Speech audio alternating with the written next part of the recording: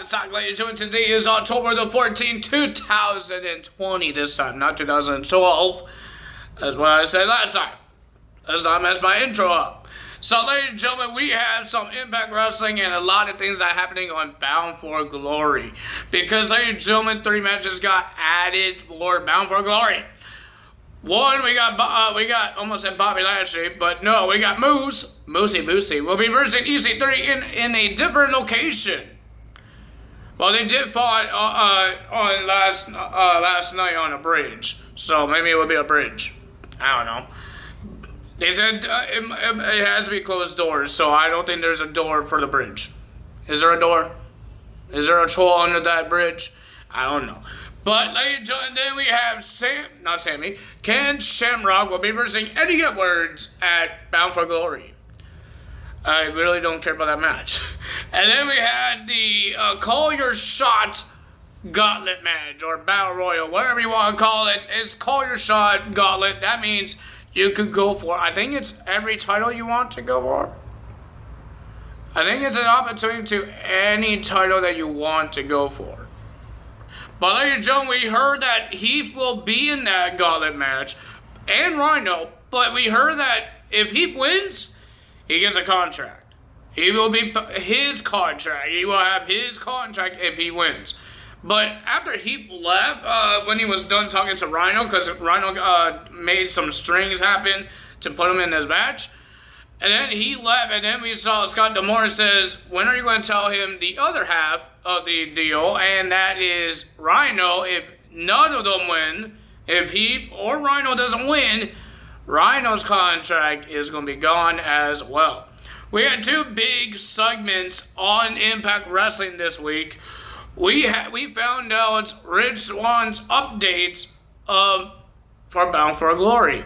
But it looks like Scott D'Amore was, because Eric Young came out, this was at the end of the show, but he came out and he demanded to find out some answers, and Scott D'Amore got a call from Rich Swann's doctor. He came out and looks like he said, I think he said Rich Swann couldn't make it, and then Eric Young started yelling and saying a lot of words.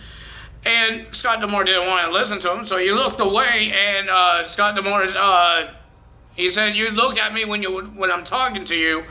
And then Scott D'Amore said something mean, and then something about his ugly face. I don't know.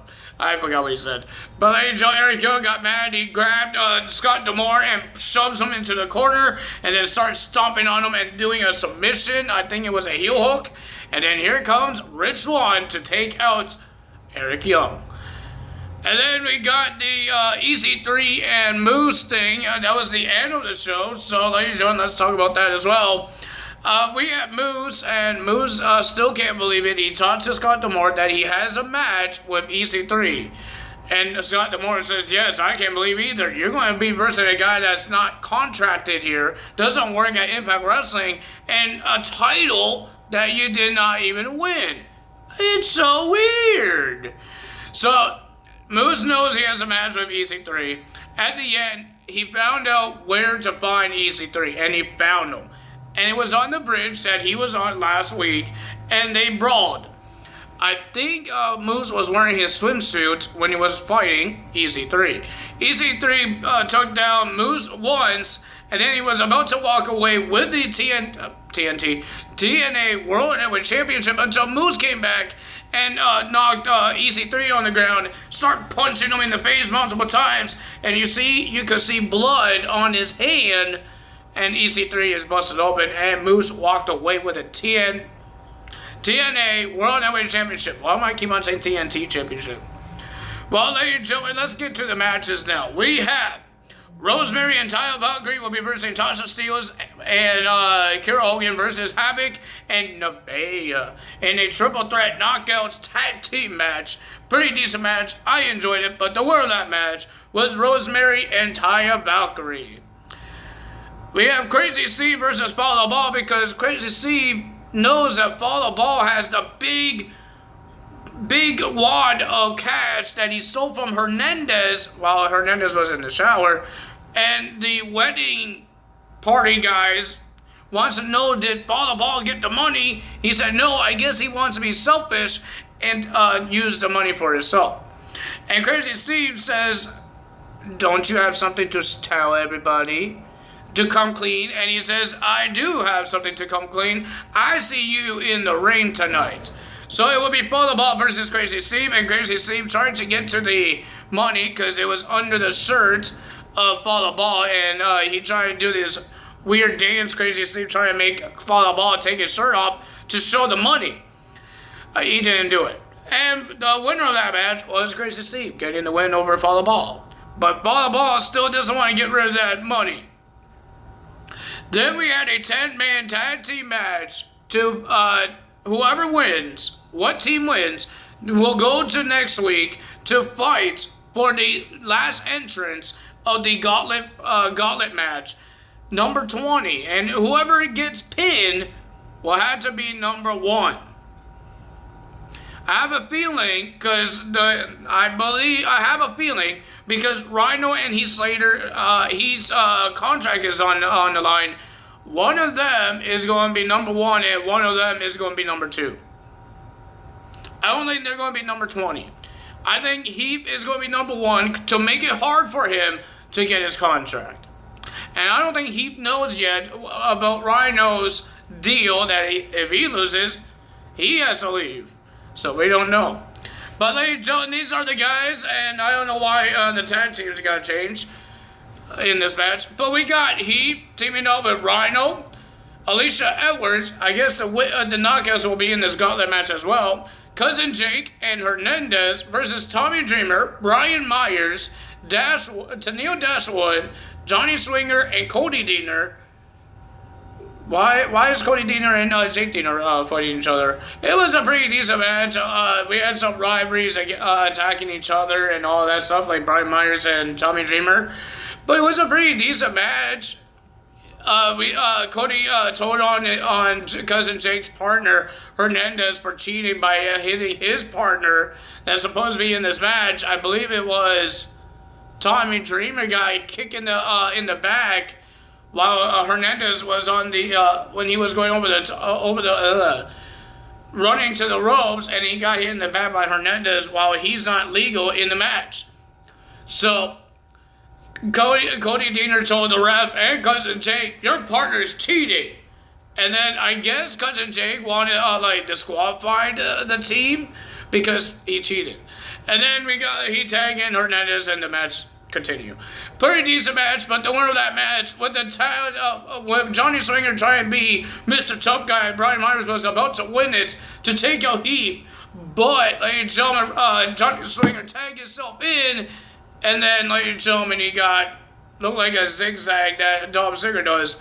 But I forgot what they call it when Heath does it. But he gets the win for his team. So it will be Heath, Rhino, Alicia Edwards, Cousin Jake, and Hernandez next week in a fatal 5-way match to see who's going to be number 20 and number 1 in the gauntlet match. And then we have Kylie Rae versus Kimberly. Kylie Rae is getting more angry now. She got angry last week by attacking Kimberly during the interview that she had.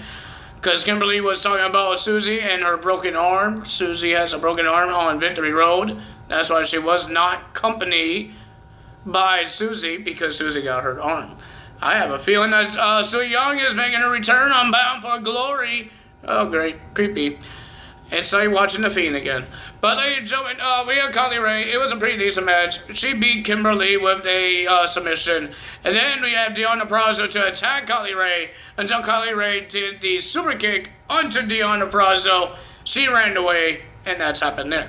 Then we had Doug Gallows versus Madman Fulton. It turned into a no disqualification after they got count out. I think it was a double count out. And then they restarted the match to a no disqualification match. They used every weapon in there. They got trash cans, chairs, some steel pipe, whole bunch of stuff.